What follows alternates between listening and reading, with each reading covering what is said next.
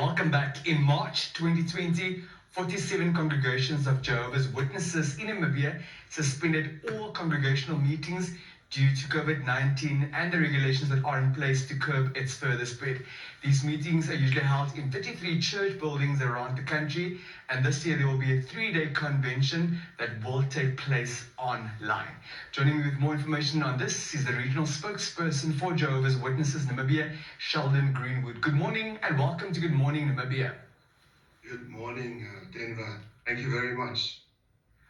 How have the ongoing regulations to curb the further spread of COVID-19 impacted the way the Jehovah's Witnesses have been assembling? Well, Denver, we're a global organization and we have about 120,000 congregations worldwide. And really, meetings in a church building is really integral to our worship. And not only are we taught there, but also it's an opportunity to get to know friends, meet with them, to interact and so forth. However, in March 2020, our world headquarters took a decision to suspend all meeting. And in addition to that, it's also affected our public ministry because, as you know, as Jehovah's Witnesses, we go from door to door, we're in the street and we preach to people. But all of that was suspended in March 2020. And so as a result, we have about 6,000 buildings worldwide. In Namibia, we have 33 churches. So those churches have been empty for the last 16 months. We have held no public gatherings whatsoever. So from March 2020, we transitioned to a video conferencing tool. So all our meetings are held over Zoom, basically. And we have not missed one meeting. And I must tell you, Denver, in our congregation, in particular, our congregation was actually formed April 5. So many of the congregants we've not met in person, but we've got to know them over the telephone, over our meetings, which we hold every twice a week. Now, hearing you say that you've not missed one meeting following the transition to the virtual space, how often do you meet and which are the topics that you broadly cover? Okay, so we meet twice a week. In particular, our congregation will meet on a Wednesday evening, and we will also meet on a Sunday. And all our discussions are Bible-based.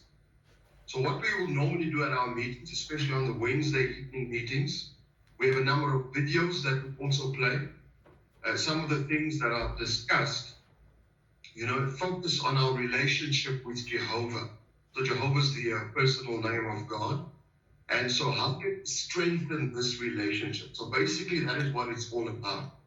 In addition to that, seeing that we have all of these challenges in our public ministry, we've had to now get used to phoning people and preaching over the telephone or maybe writing letters.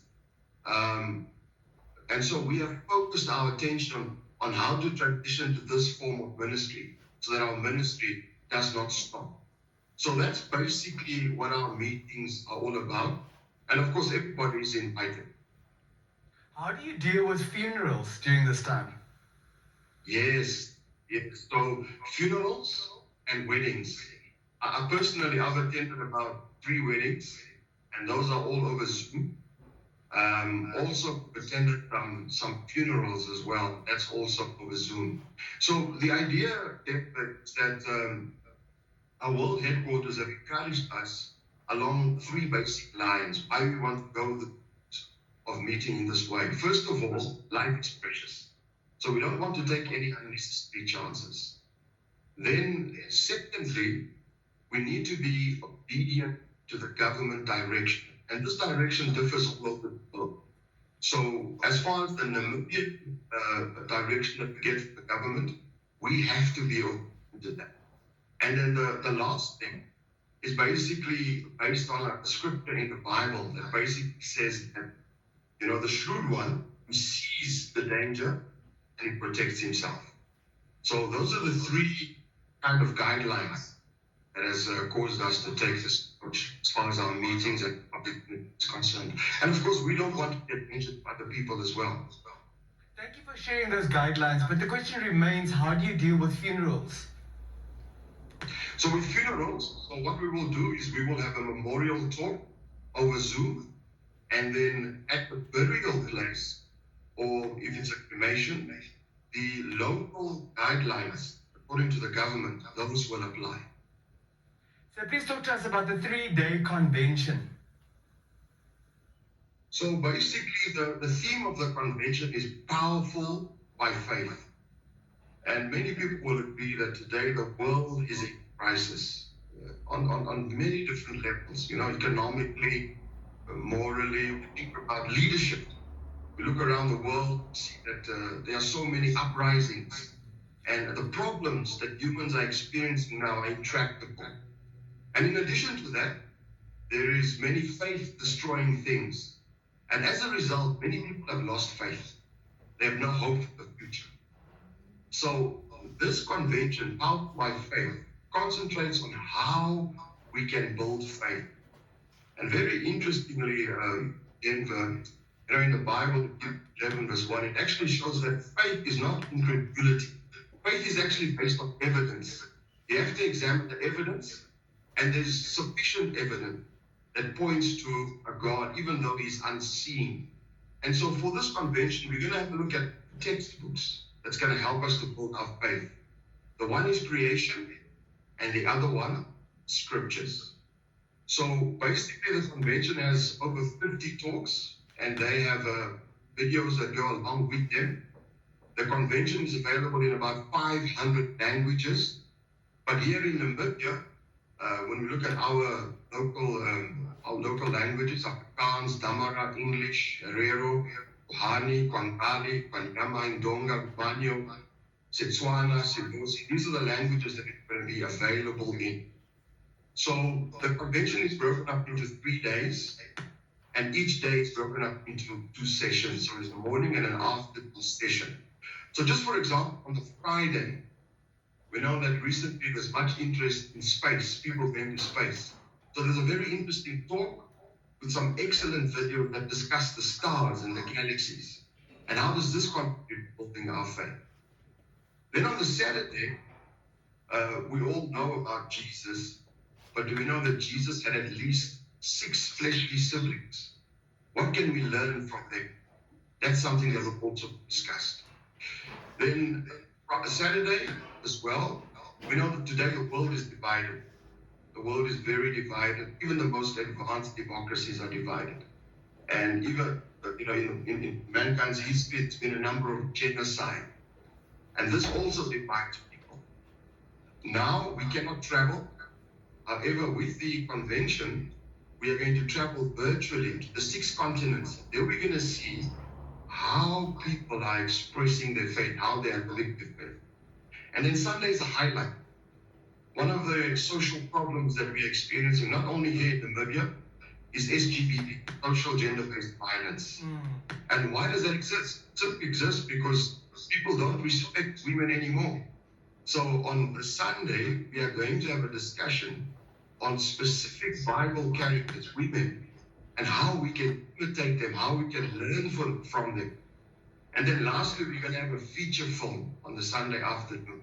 And this focuses on the Bible character Daniel, from the time that he was a young man up until his old age, when he was in his 90s. So a very interesting character. Is the convention only open to members of the Jehovah's Witnesses? Sorry, just repeat that. Is the convention only open to members of Jehovah's Witness? Sorry, Denver, I didn't get that question. Is the convention only open to members of Jehovah's Witness? Oh, no, not at all. Not at all. For example, when we had it in person, around the country, we have about 2,600 Jehovah's Witnesses, but our attendances were in excess of 5,000. So in actual fact, everybody is invited. Everybody is invited. And how do they get in touch with you should they want to attend? Okay, so the way the convention works is the convention itself is recorded, and it's loaded on our website. And that's jw.org. So all one needs to do is you go onto the website jw.org, you go to the About Us section, and on the drop-down menu, you go to Conventions, and there's a thumbnail that says Watch Convention. And there you have a choice. You can either download the convention, or what you could do is stream it if you want to do it that way. Then the other way that you can do it is we have an app that's available on the Play Store as well as in the Apple Store, and that app is called JW Library.